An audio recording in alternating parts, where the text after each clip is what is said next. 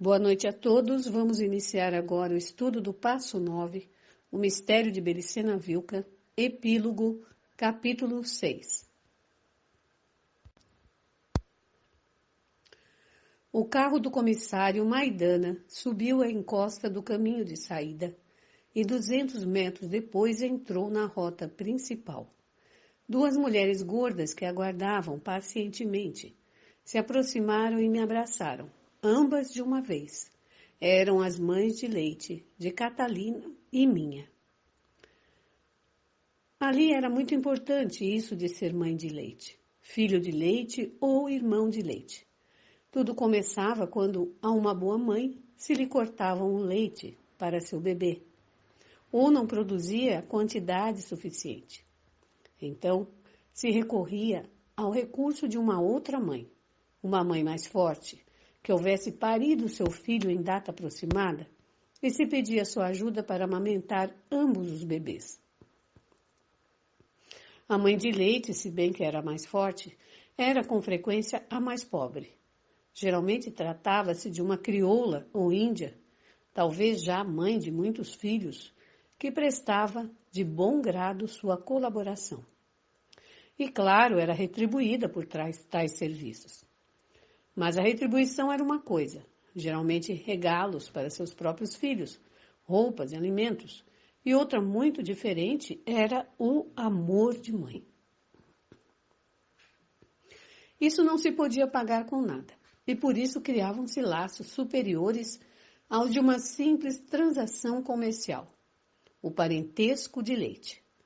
E, em efeito, a mãe de leite se convertia naturalmente em comadre da mãe verdadeira e gozava de certa amizade ou preferência em relação às outras mulheres do Vale Calchaque. Costumes centenários, que vinham da época dos espanhóis, ou talvez dos índios. Essas duas mulheres me abraçavam, uma foi minha mãe de leite e a outra foi de Catalina. Essas duas mulheres que me abraçavam, uma foi minha mãe de leite e outra o foi de Catalina.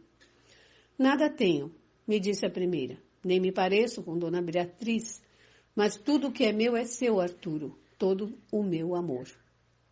Abracei com força aquela crioula que me viu nascer e beijei-a, e a beijei em ambas as bochechas. Obrigado, Dona Isabel.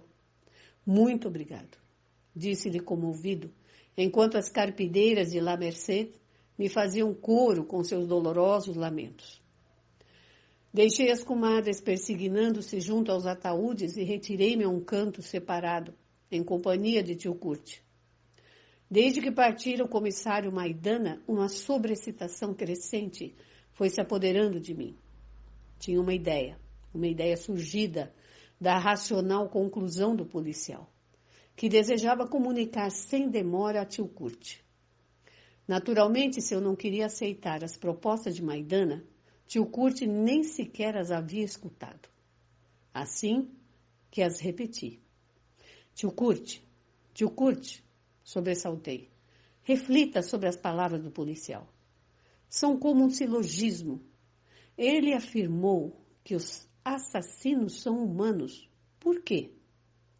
Porque utilizam facas e cacetetes, por dizer armas materiais, deduziu. Nesse momento neguei de pronto tal possibilidade, mas agora considero pouco menos que uma genial dedução do comissário Maidana. Está louco, Nefe, louco de pedra, me desqualificou para opinar tio Curte. São imortais. Bera e Birsa são imortais. Nada significa que tenham empregado um punhal. Foi necessário para o ritual de sacrifício. Pelos deuses, tio Curte, não me trate como se fosse um imbecil, defendi-me. Sei que são imortais, mas como disse Belicena Vilca, na história de Nimrod, só os são enquanto não os matem, enquanto não se emprega violência física sobre eles. Estes imortais também podem morrer.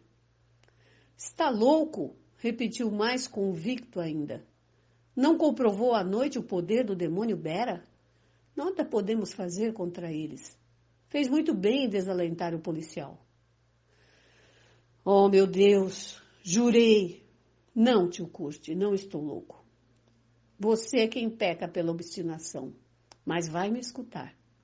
E vai me permitir expor a ideia. De Wilfen? Sim, sim, prometeu sem convicção. Então preste atenção.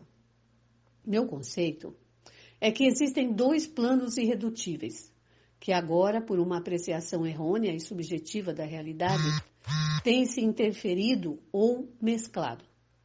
Tais planos são o plano da realidade do espírito e o plano da realidade humana.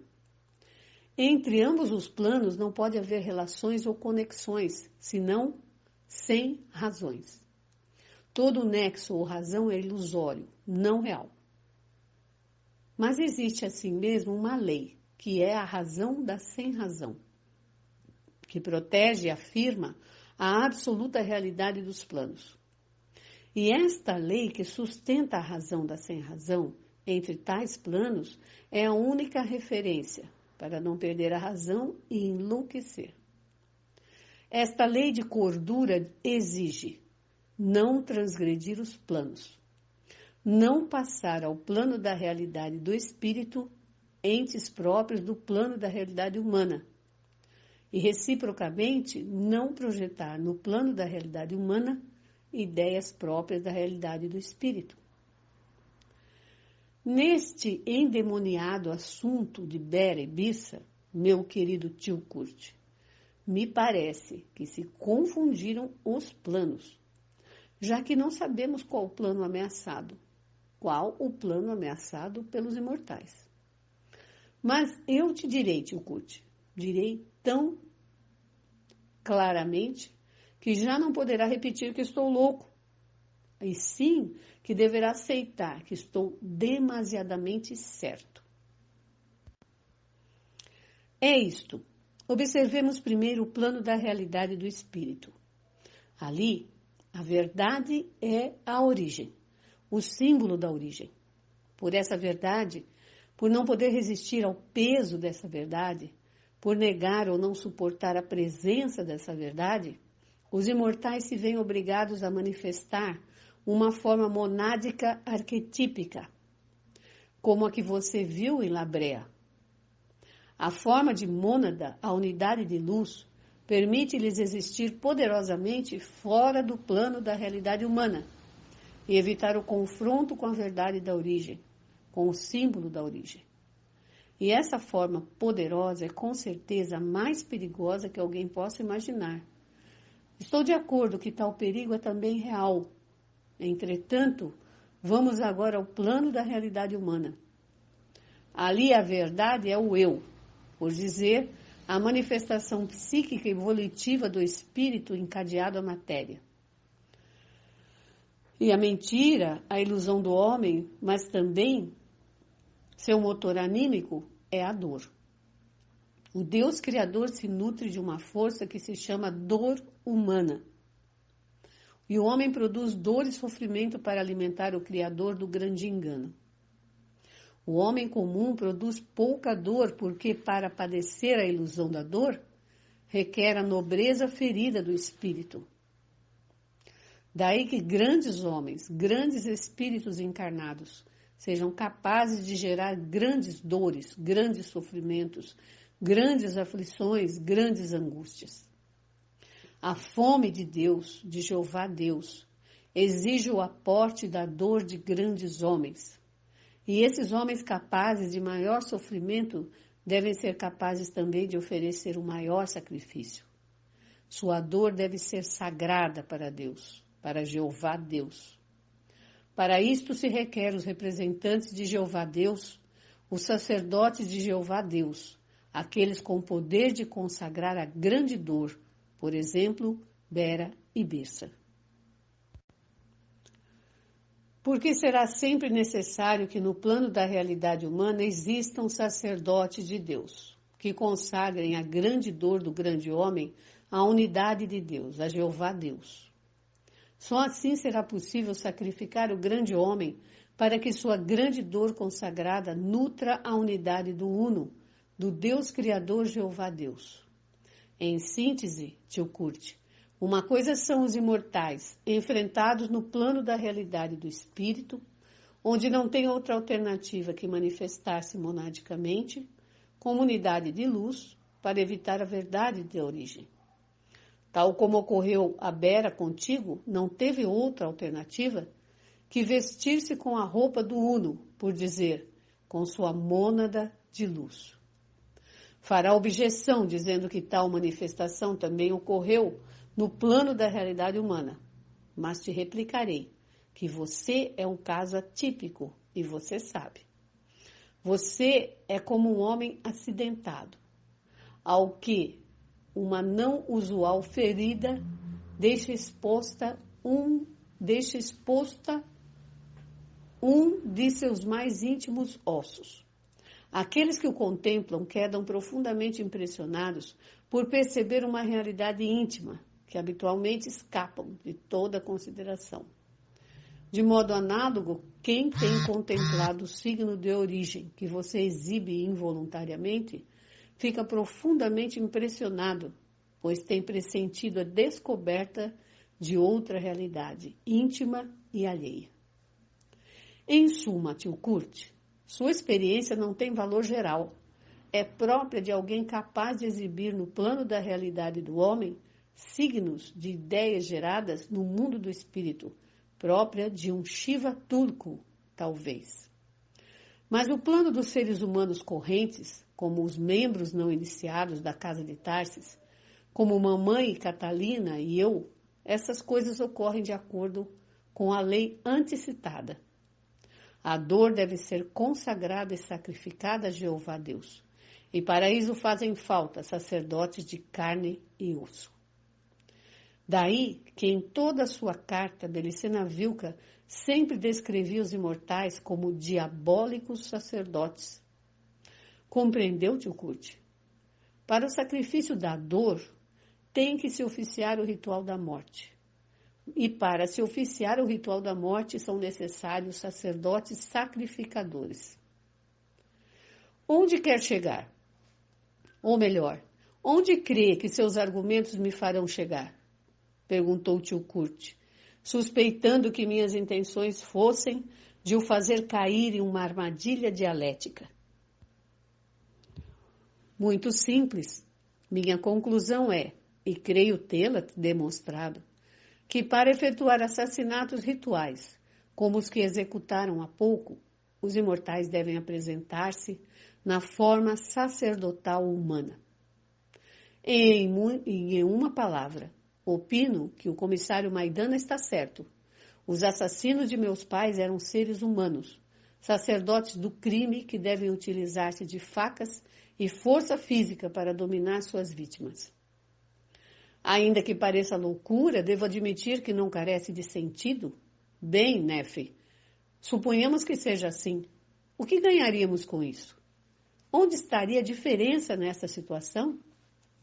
Ah, suspirei triunfante. Sua pergunta obedece à regra de que nem remotamente considera a possibilidade de atacar, não? Atacar? Creio que esteja louco, prejulgou. Sim, atacar os demônios.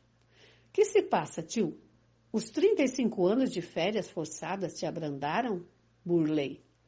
Acaba de aceitar que os demônios, ao obrarem, se transformaram em seres humanos. Então, o que nos impede de executá-los? Cobrar com as suas asquerosas vidas todo o dano que nos causaram? Mas como, Arturo? Como faríamos isso? Onde os acharíamos? Havia deixado o tio Kurt visualmente desconcertado, sem saber que argumento opor a minha ideia descabelada. E ainda supondo que pudéssemos fazê-lo, de que serviria? De que serviria a estratégia dos Siddhas? Não concordamos já que o melhor seria seguir a pista de Noio Vilca e atender ao pedido de Belicena Vilca?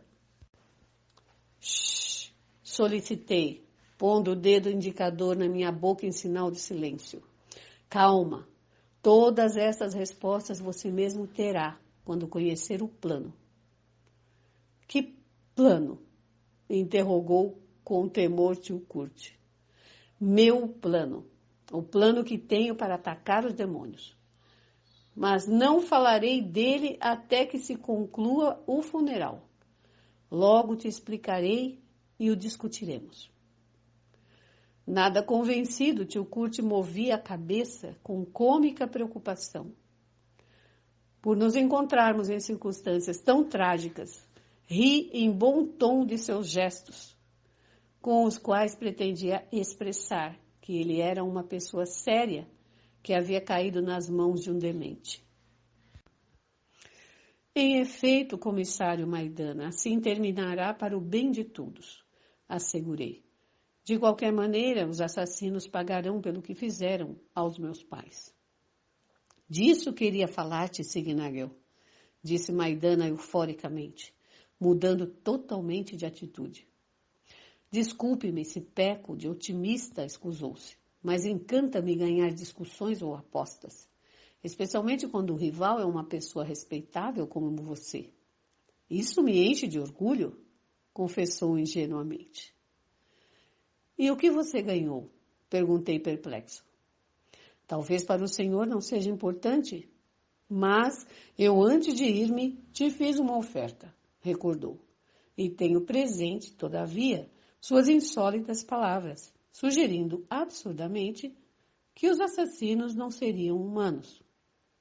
Se fossem humanos, aceitaria minha ajuda, você disse.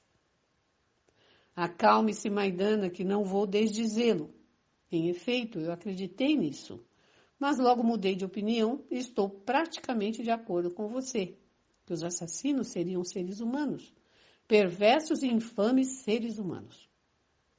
Bravo, Dr. Signagel. Alegra-me que tenha mudado de opinião.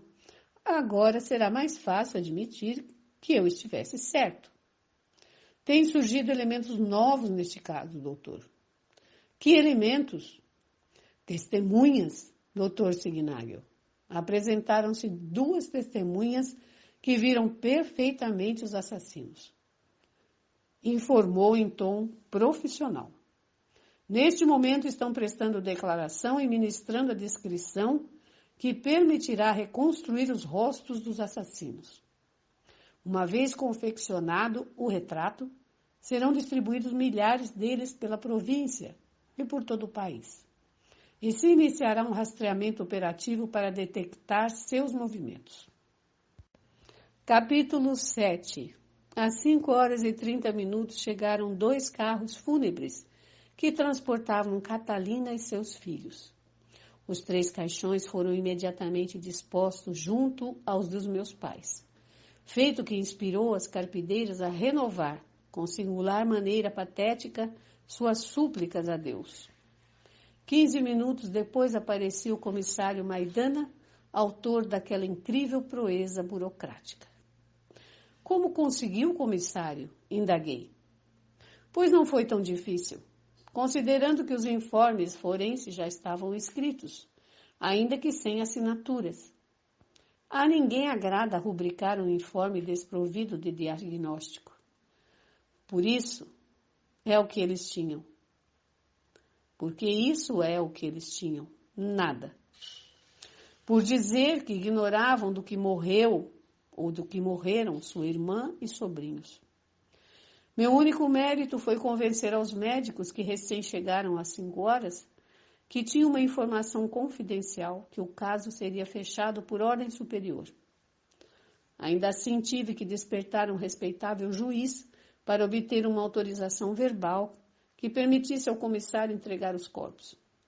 Estando escritos os informes forenses, não havia nenhum impedimento para terminar o trâmite, e o juiz cedeu recebê-los pela manhã e firmar a autorização.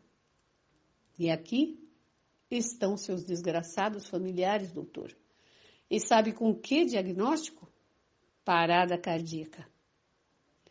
É ridículo, pois estamos todos de acordo que se trata de um múltiplo homicídio, mas estes médicos não conseguiram determinar a causa da morte. Eu, em seu lugar, solicitaria um profundo estudo na Universidade de Salta, Mas já que está tão apurado para dar término ao funeral, as coisas devem terminar assim. Não, Bera e Birsa não eram membros do Mossad israelense, mas sem dúvida podiam ser os chefes desse sinistro serviço de inteligência ou esquadrão da morte judeu. Estavam plenamente capacitados para isso. Eram seguramente oriundos do Oriente Médio, onde, segundo Belicena, foram reis em tempos remotos. Não havia, pois, dúvida sobre a forma em que os sacerdotes supremos de Melquisedeque haviam vindo a Serrilhos, como seres humanos, vestindo indumentária moderna e conduzindo um luxuoso automóvel.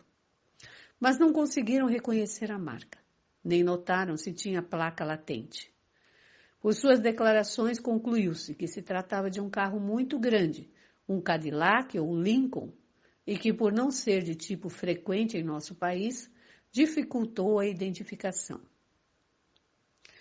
Quando Maidana acabou de comunicar-me as informações policiais que obteve, voltou a carregar o seu.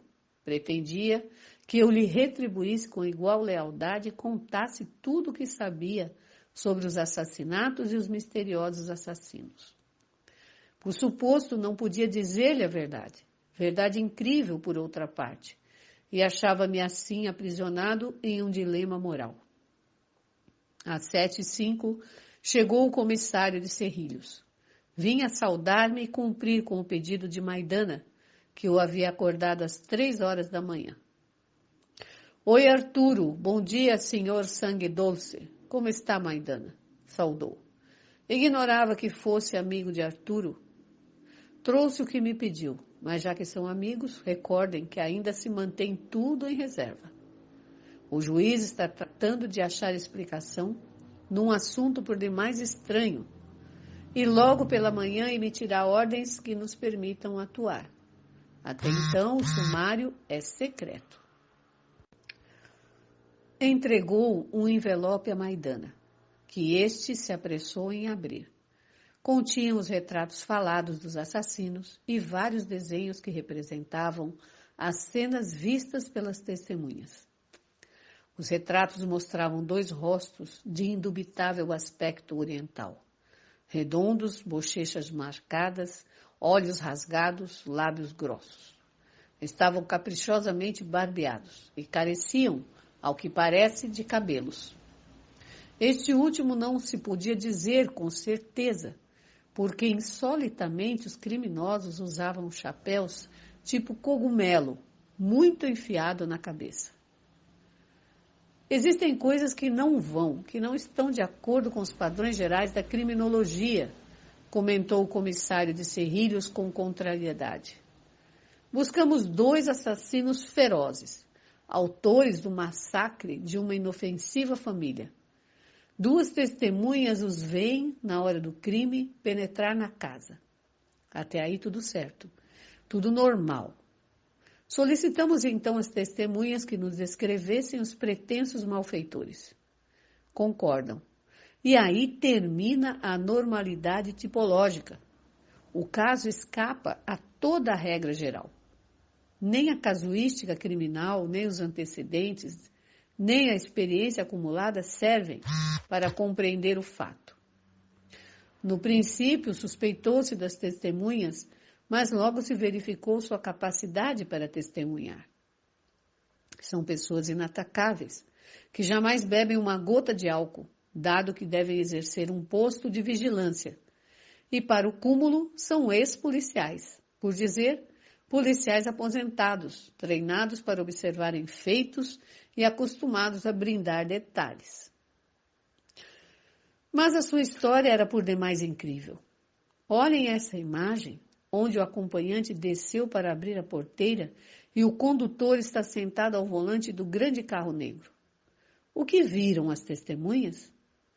Não 2 criminosos normais que vieram furtivamente assassinar uma família, mas 2 cavalheiros elegantemente vestidos, que entram como se estivessem de visita na fazenda do Signagel. Por feito, o juiz os fez examinar por psiquiatra até tarde, mas o informe foi positivo. estão em perfeitas condições mentais. Inclusive se prestaram a um interrogatório sob hipnose, que também obteve resultados positivos. Concretamente, dizem a verdade. Seja o que for que tenham visto, eles creem no que dizem.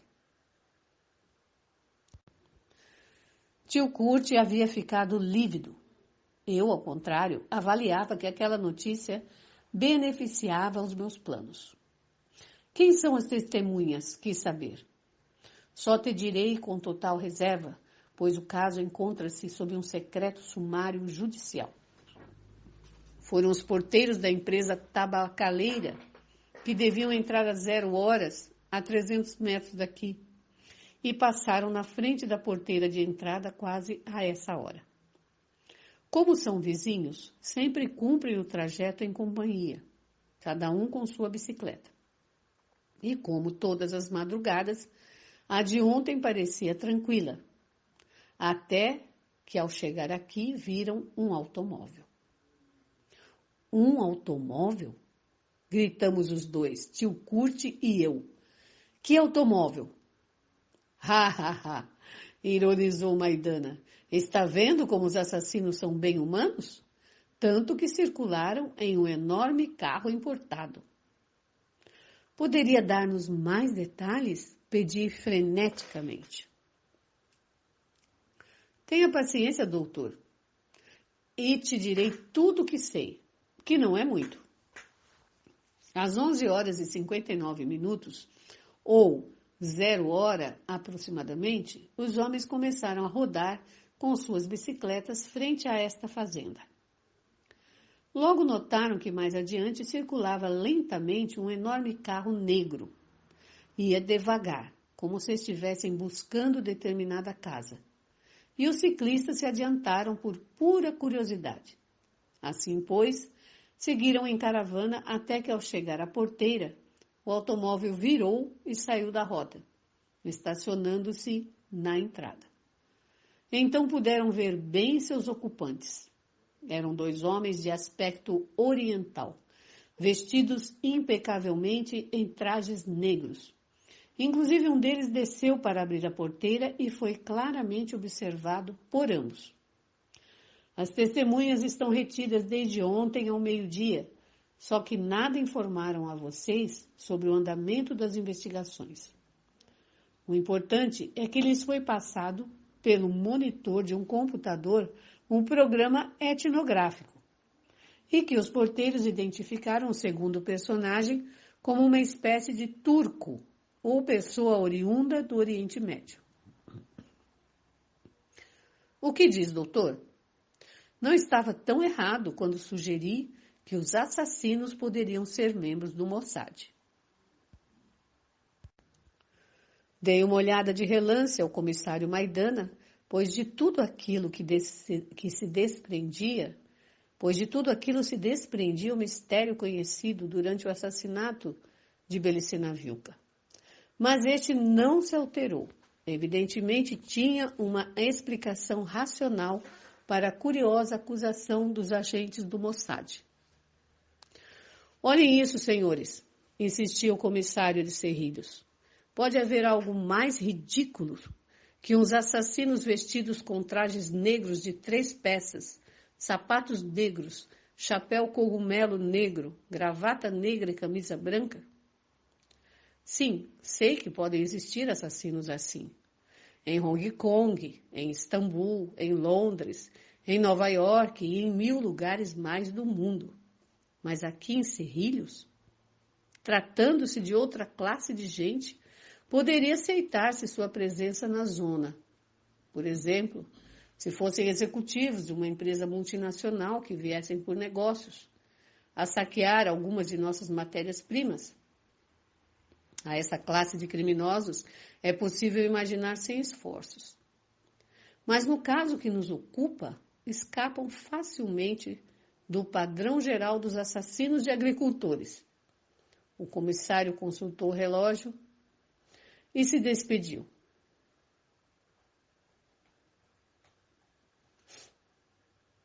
Já devo ir-me. Até logo, Arturo. Sinto muito por tudo isto. O verei esta tarde no cemitério. Desculpe incomodá-lo, mas foi Maidana que mexeu no vespeiro. Eu não teria te molestado até depois do funeral. Naturalmente, o juiz também deseja falar contigo e não tardará em lhe citar, depois que passe o trágico momento naturalmente. As últimas palavras do comissário de Cerrilhos me causaram grande inquietude. O que pretendia a polícia? Assassinaram a minha família e o interrogado seria eu? Calma, doutor, que não é nada, simples rotina. A polícia está sem pistas e quer conhecer sua opinião. O mesmo ocorre com o juiz. Por isso, se resistia a entregar os corpos. Eu poderia dar muitas hipóteses sobre o que o comissário não disse e que provavelmente aconteceu. Por exemplo, é quase certo que passaram a descrição do carro negro via rádio e não conseguiram averiguar seu paradeiro. Nem sequer sabem se abandonou a província. Isto os desconcerta. É um carro caro e supõe-se que alguém deveria tê-lo visto. Mas eles não avançam porque investigam profissionalmente. Você e eu sabemos que, contrariamente ao que afirmam o comissário e o juiz, este é, em efeito, um caso clássico. Um caso clássico dentro da inteligência e contra a inteligência internacional. Maidana estava convencido de sua teoria e eu teria que dar-lhe uma resposta sem demora.